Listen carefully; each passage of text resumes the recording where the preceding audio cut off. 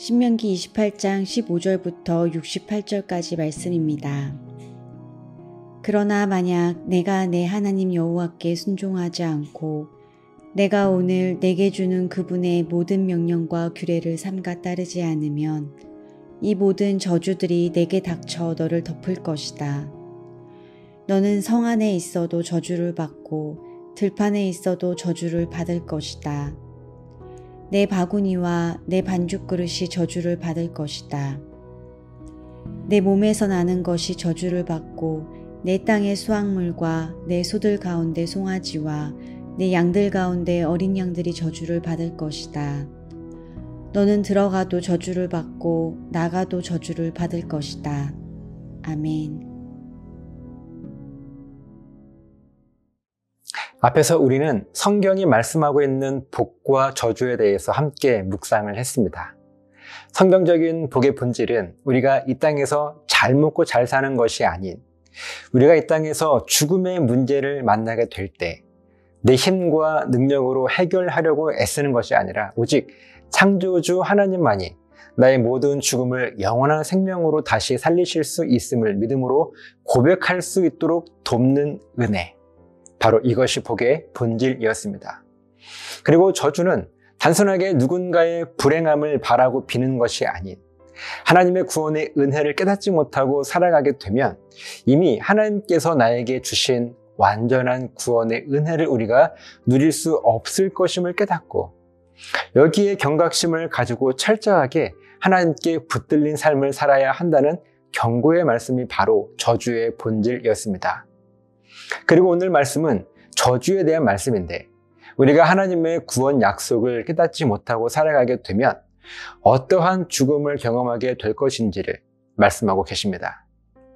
우리는 앞에서 하나님께 복을 받을 것인데 성 안에 있어도 들판에 있어도 복을 받고 내가 먹고 살아갈 양식이 담길 바구니와 반죽 그릇이 복을 받을 것이라고 말씀을 나누었는데 오늘 16절, 17절 말씀을 보면 만약 우리가 하나님 앞에 우리의 믿음을 온전하게 고백하지 못한다면 성 안에서는 물론이거니와 들판에 있어도 저주를 받고 내 바구니와 반죽 그릇이 저주를 받을 것이라고 하는 아주 무서운 경고의 말씀을 우리에게 하고 계십니다.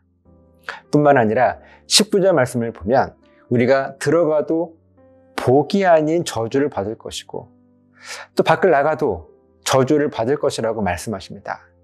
그리고 이어지는 20절부터 마지막 68절까지의 말씀을 보면 그 많은 구절들에서 우리가 어떤 저주, 곧 죽음을 경험하게 될 것인지에 대해서 하나님은 우리에게 경고의 말씀을 강조하여 하고 계십니다.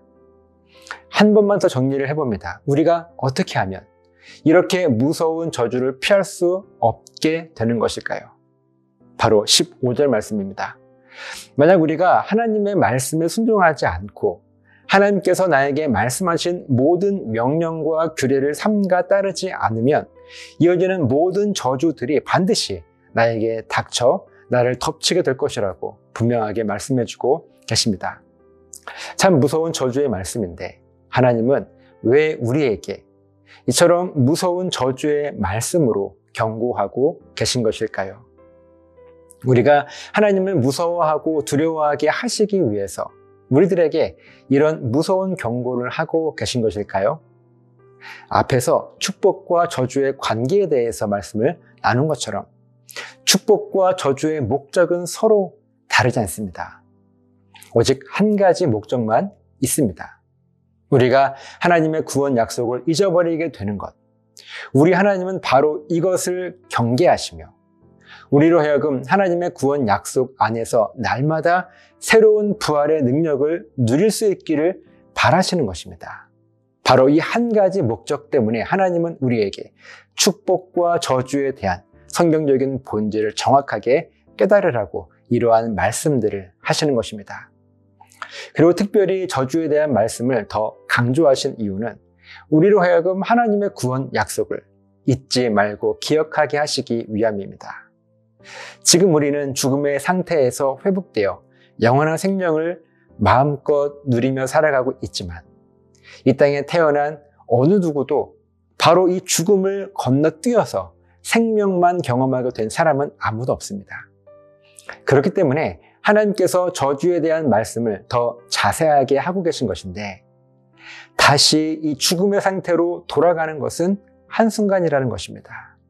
아까 15절 말씀과 같이 하나님의 말씀을 잊어버리고 무시하게 되면 모든 저주들이 나에게 닥쳐 나를 덮치게 될 것이기 때문에 우리에게 이 저주를 더 강조하고 계신 것입니다.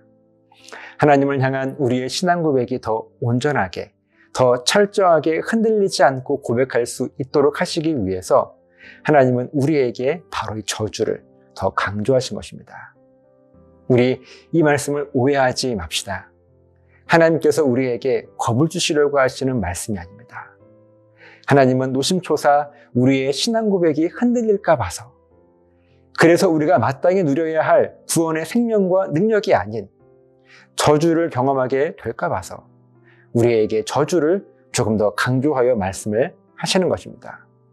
저 여러분이 하나님의 이 마음을 깊이 깨달아 하나님을 오해하지 않고 아름다운 우리들의 믿음을 지킬 수 있게 되시기를 예수님의 이름으로 간절하게 부탁을 드립니다.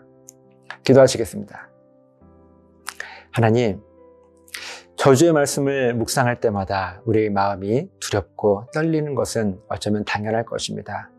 하지만 하나님의 마음은 우리가 이렇게 겁을 내며 두려운 마음으로 하나님을 섬기게 하기 위함이 아닌, 그렇기 때문에 다시는 저주로 돌아가지 말아라, 그 죽음의 상태로 돌아가지 말라고 애타게 우리들에게 원하시는 하나님의 부르심인 것을 깨달아 우리가 이 말씀을 통하여서 더욱더 하나님께 가까이 나아갈 수 있는 결단이 우리 삶에 있도록 하나님 우리를 지켜주셨어서 감사드리며 예수님 이름으로 기도합니다. 아멘.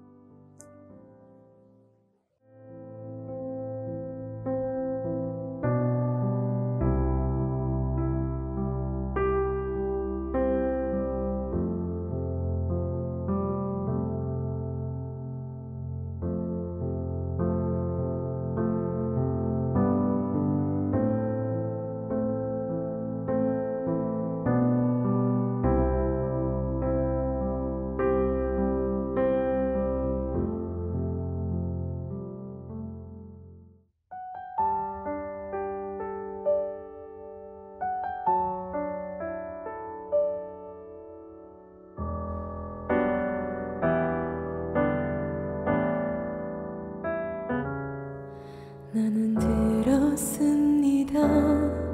짙은 어둠이 내린 그 밤, 수많은 거짓을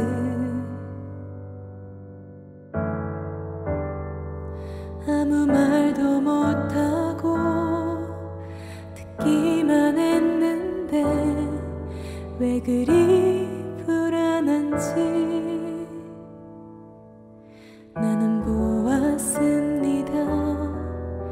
불에 비친 주의 얼굴, 피로 멍든 그 얼굴,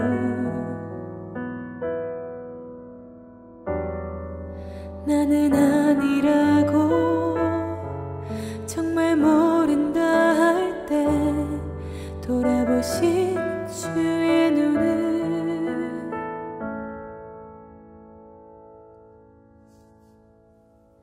사랑하느냐 사랑하느냐 내가 나를 사랑하느냐 사랑하느냐 주님 내게 말씀하시네 나의 양을 먹이라